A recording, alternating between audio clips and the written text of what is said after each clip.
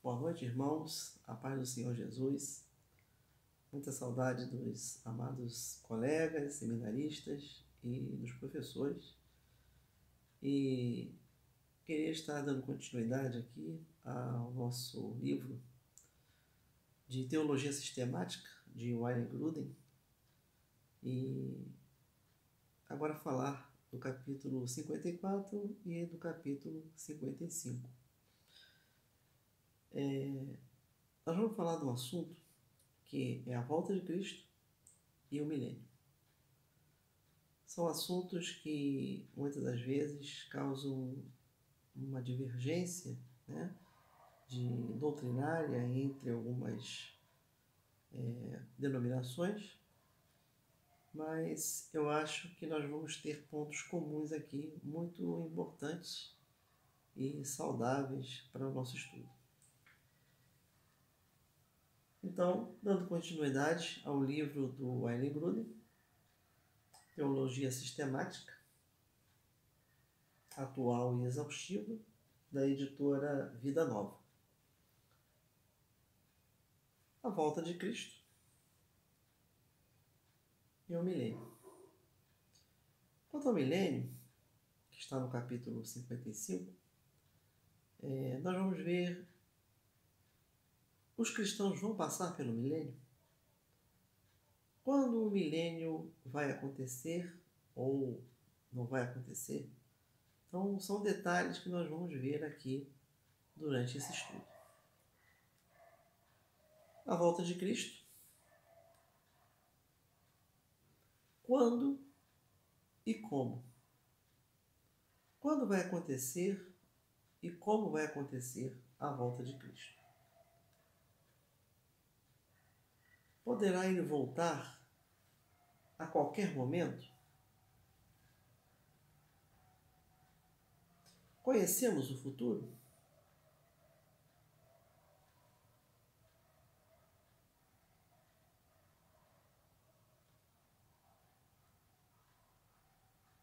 Vamos ver o que diz Tiago, no capítulo 4, do versículo 13 ao versículo 16.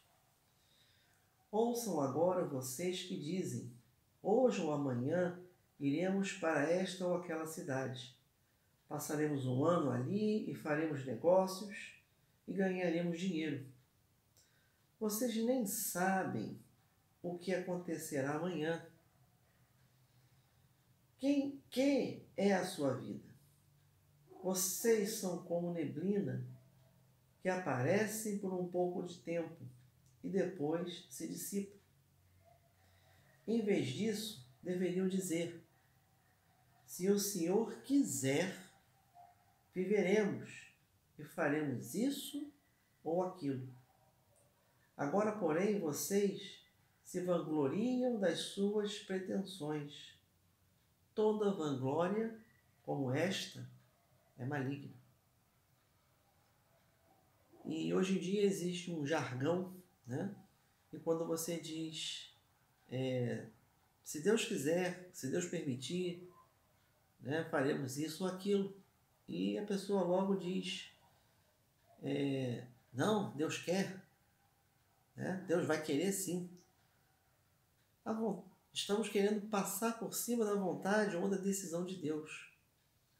Então, Deus é que vai decidir se aquilo vai acontecer ou se não vai acontecer. Então, devemos seguir o que Tiago aqui nos fala, né? Que se o Senhor quiser, viveremos. Ou faremos isso ou faremos aquilo, se o Senhor quiser. Jeremias vai dizer no capítulo 10, versículo 23, eu sei, Senhor, que não está nas mãos do homem o seu futuro.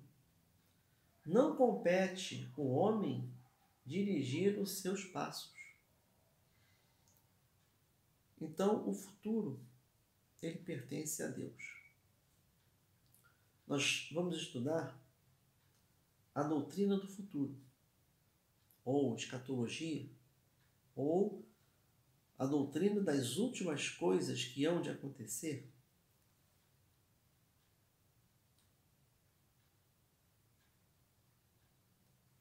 Na escatologia, existem vários pontos que são discordantes, e aqui eu quero mencionar alguns pontos, né, de concordância. A segunda vinda de Cristo. Todos concordam que Cristo voltará uma segunda vez. E haverá consequências definitivas dessa segunda vinda. A volta repentina de Jesus. Também todos concordam que Jesus voltará repentinamente. Nós vamos ver agora alguns versículos que foram separados aqui, que falam exatamente dessa volta repentina.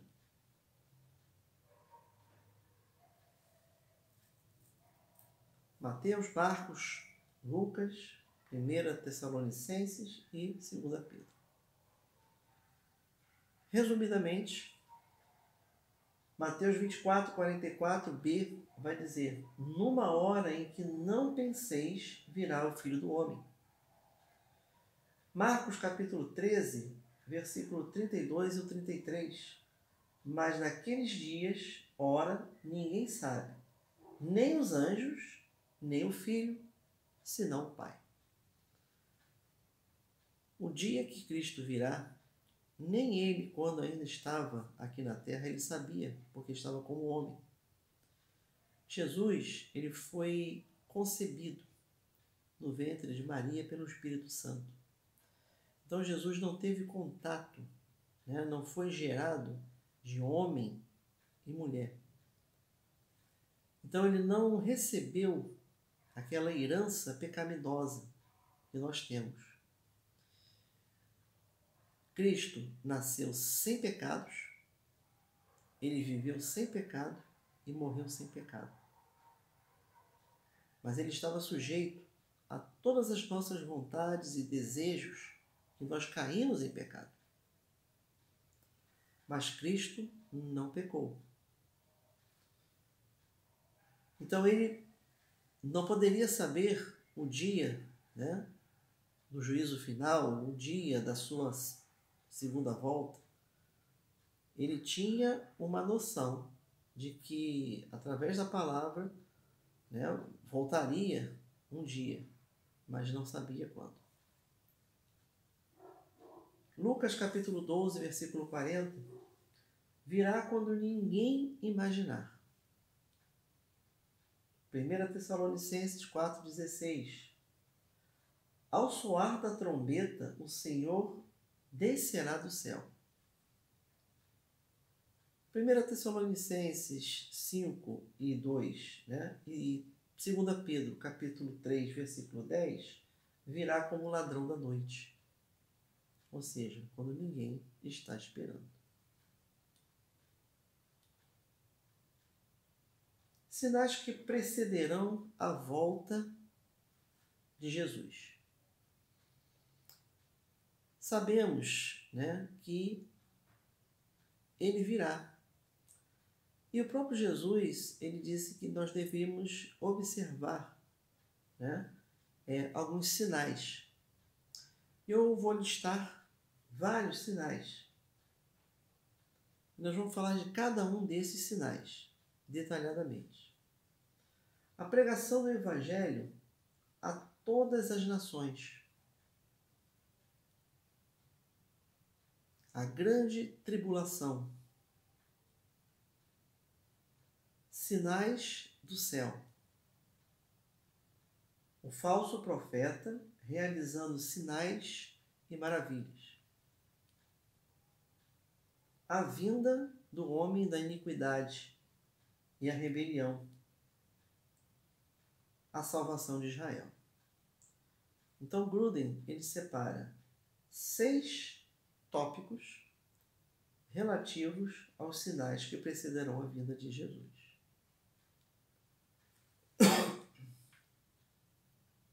Quanto à pregação do Evangelho a todas as nações, está em Marcos capítulo 13, versículo 10, e Mateus 24, versículo 14. O Evangelho foi pregado a todas as nações? Será que ele já foi? Nós temos grupos étnicos e linguísticos que ainda não ouviram o Evangelho. Existem tribos na Amazônia que são totalmente desconhecidos. Não se sabe qual é a língua que falam. Até recentemente, uma dessas tribos ela foi filmada, né? Mas não se sabe nada sobre aquela tribo. Paulo fala em Colossenses, capítulo 5, capítulo 1, versículo 5 e 6, sobre a pregação mundial do Evangelho. Ele diz assim: a palavra da verdade do Evangelho que chegou até vós, como também em todo o mundo. Repare. Ele também fala do Evangelho que foi pregado a toda criatura debaixo do céu. Está lá no versículo 23. Não quer dizer que toda criatura viva ouviu o Evangelho, mas que a proclamação do Evangelho foi anunciada a todo o mundo. Portanto, é possível, né? Ou seja, é provável, mas possível que este sinal se tenha cumprido. Já se tenha cumprido. A grande tribulação. Em Marcos capítulo 13, versículos 7 e 8, quando ouvirdes falar de guerras e rumores de guerra, não tenham medo. É necessário que tais coisas aconteçam, mas ainda não é o fim. Nação se levantará contra nação, e reino contra reino. Haverá terremotos em vários lugares e também fome. Estas coisas são o início das dores. Até aqui, irmãos, nós já vimos guerra, já vimos rumores de guerra, já vimos terremotos. E em volta, né, de todo mundo, o Brasil é um país que é relativamente tranquilo a terremotos, mas lá fora, né, no Japão, nós temos vários terremotos com escalas, né, de 7, 6,5, 7 na escala Richter. Ou seja, são terremotos de grande magnitude, tanto na terra quanto no mar. Isso acontece, sempre aconteceu. Nós temos visto que isso vem acontecendo com mais frequência. E guerras sempre existiram. Inclusive, Israel passou por várias guerras. Mas vamos continuar aqui. Quando, pois, virdes que a abominação da desolação de que falou o profeta Daniel, depois nós vamos ver o que Daniel falou, está no lugar santo, que ele entenda, quem lê, entenda.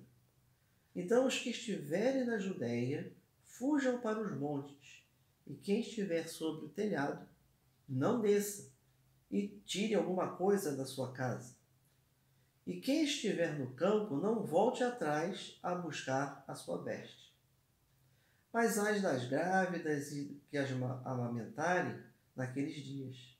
Orai para que a vossa fuga não aconteça no inverno, nem no sábado. Porque haverá então grande aflição, como nunca houve desde o princípio do mundo, até agora, nem tampouco há de haver. E se aqueles dias não fossem abreviados, nenhuma carne se salvaria, mas por causa dos escolhidos serão abreviados aqueles dias. Está em Mateus 24, no capítulo 15 ao 22. Eu coloquei em vermelho, né? Ele diz assim: porque haverá então grande aflição. Até aí Já houve, né?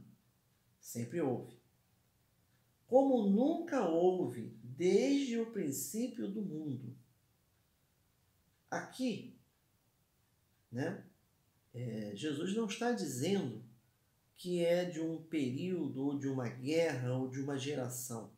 Ele está falando do mundo, desde o princípio do mundo, que se conhece desde do Éden, desde Adão, até agora, e nem tampouco haverá. Ou seja, isso é uma profecia. Não haverá. É um tempo futuro. Então, nunca houve e nem nunca haverá. Daniel capítulo 9, versículo 27. Ele firmará aliança, nós estamos falando da grande tribulação, e de um personagem, né, que é o anticristo.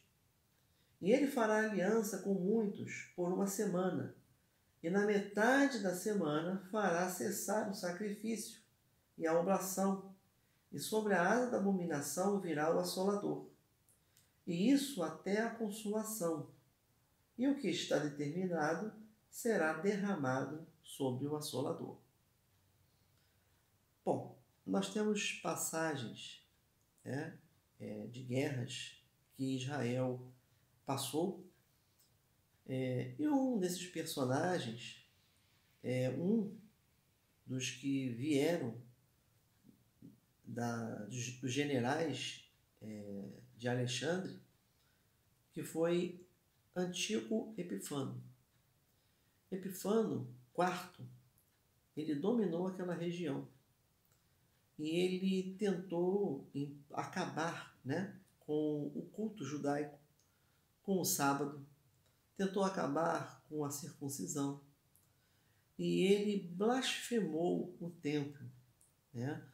Ele acabou com o culto e ele colocou porcos para serem sacrificados ali no templo.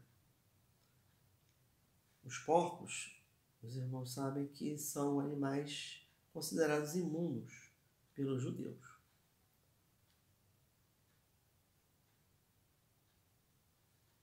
Mas vamos seguir.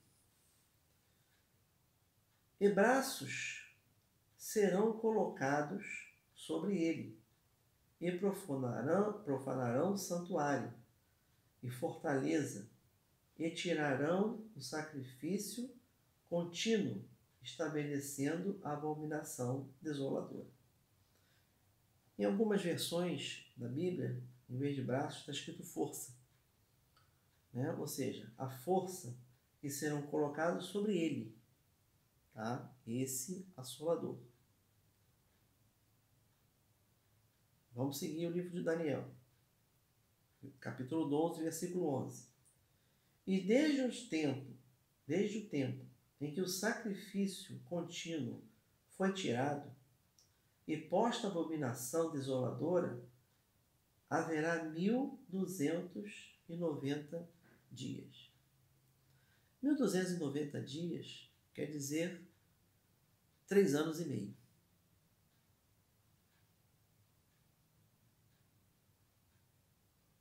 Vamos seguir.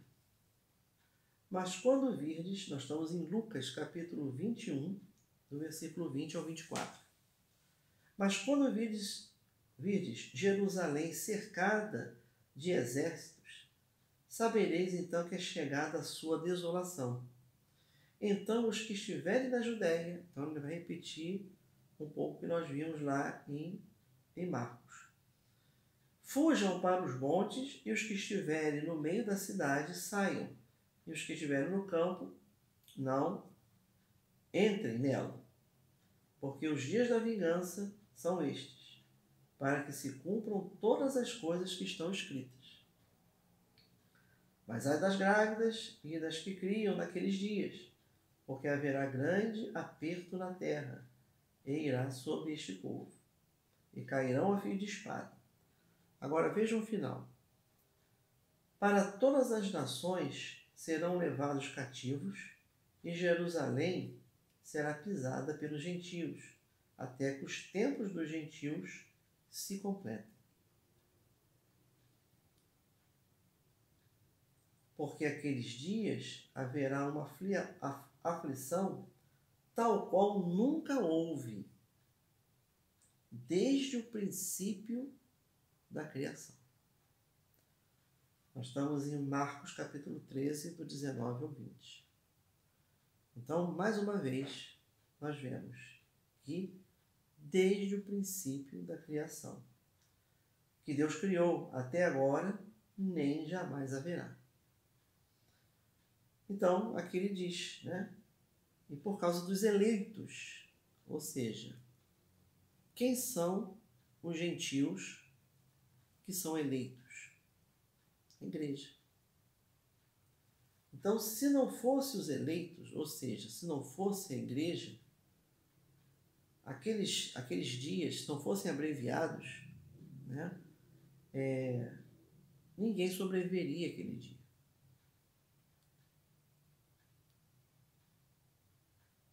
Existem algumas teorias sobre a volta de Cristo. Cristo não poderá vir a qualquer momento. São teorias. Cristo, de fato, poderá voltar a qualquer momento. Todos os sinais já foram cumpridos e, portanto, Cristo, de fato, pode voltar a qualquer momento. É improvável, mas possível, que os sinais já se tenham cumprido.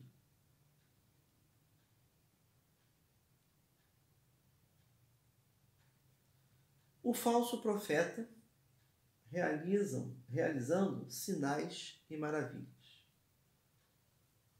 Porque se levantarão falsos cristos e falsos profetas e farão sinais e prodígios para enganarem, se possível, até os escolhidos. Mas vós vides, eis que de antemão vos tenho dito tudo isso. Então está em Marcos capítulo 13, versículo 22 e o 23.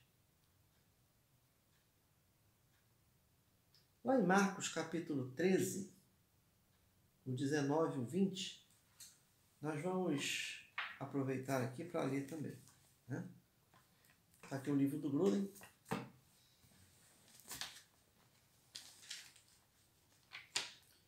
Então vamos lá. Marcos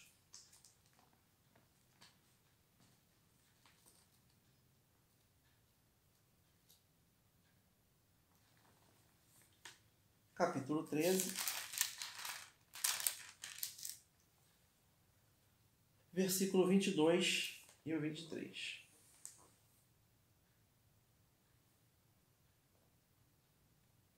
Vou botar o óculos.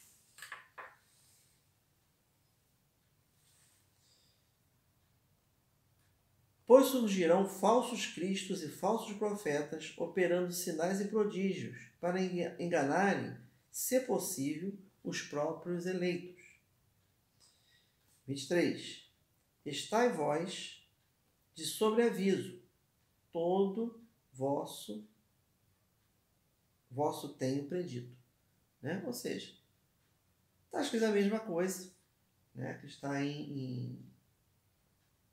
nós estamos lendo, nós estamos lendo o 22 e o 23. Nós vamos ler o 19.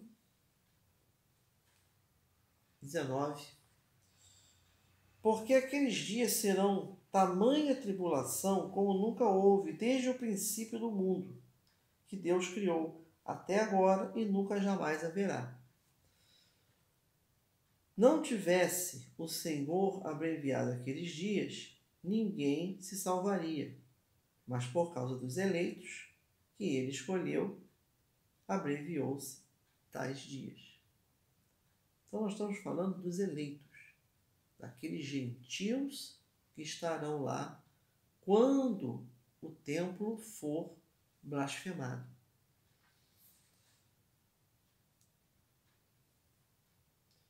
Então, se alguém vos disser, eis que Cristo está aqui ou ali, não lhe deu esse crédito.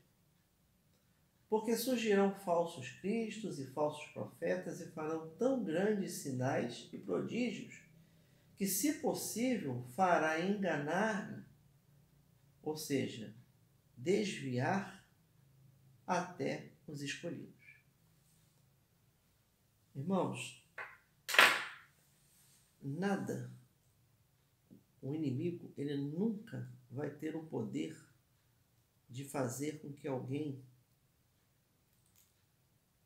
que esteja selado com o Santo Espírito, o Espírito Santo, seja desviado.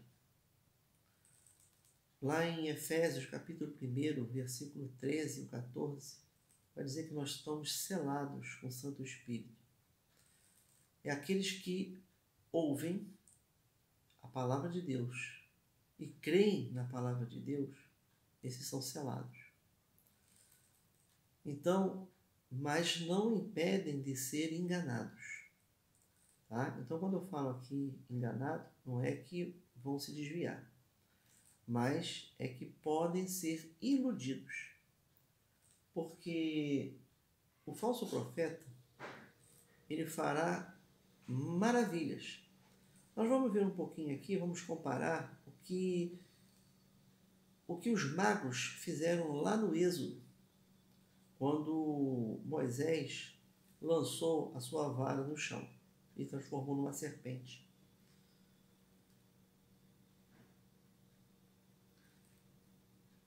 Isso aqui, irmãos, é para ser levado a sério.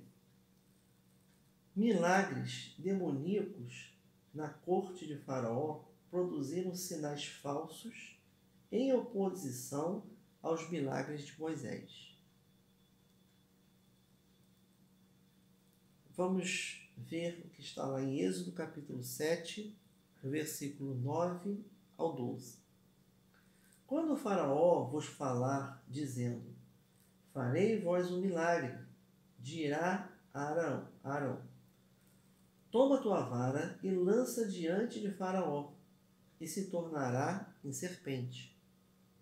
Então Moisés e Arão foram a Faraó, e fizeram assim como o Senhor ordenara.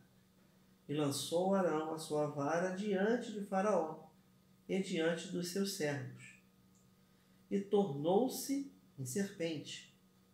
E Faraó também chamou os sábios e encantadores, e os magos do Egito fizeram também o mesmo com os seus encantamentos. Porque cada um lançou sua vara, e tornaram-se em serpentes. Mas a vara de Arão tragou as varas deles. Tudo que o inimigo fizer, ele é um imitador. O diabo, ele veio para roubar, matar e destruir. Então, ele é o pai da mentira. Então, ele vai fazer tudo para enganar. Quando ele engana, ele desvirtua aquela aparência de realidade. Nós vemos mágicas, né, que se fazem em shows. Você olha aquilo e você não acredita no que está acontecendo. Tamanha a ilusão de você ver. Mas o diabo tem esse poder, né, de fazer iludir e fazer com que a pessoa se desvie do caminho. Não que ela vai perder a sua salvação, mas que ela se desvie do caminho.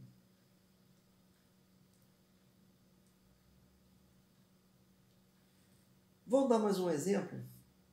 Atividade de Simão, o mago, lá em Atos capítulo 8, versículo 9 e o 10.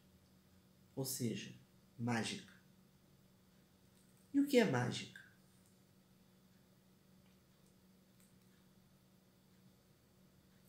Arte que supostamente produz, por meio de práticas ocultas, fenômenos extraordinários que contrariam as leis naturais, geralmente definida por rituais, fórmulas, feitiçarias, bruxarias e magia.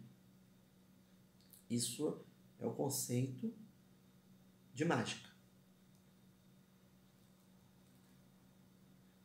Vamos ver o que está em Apocalipse, capítulo 13, do 1 ao 9.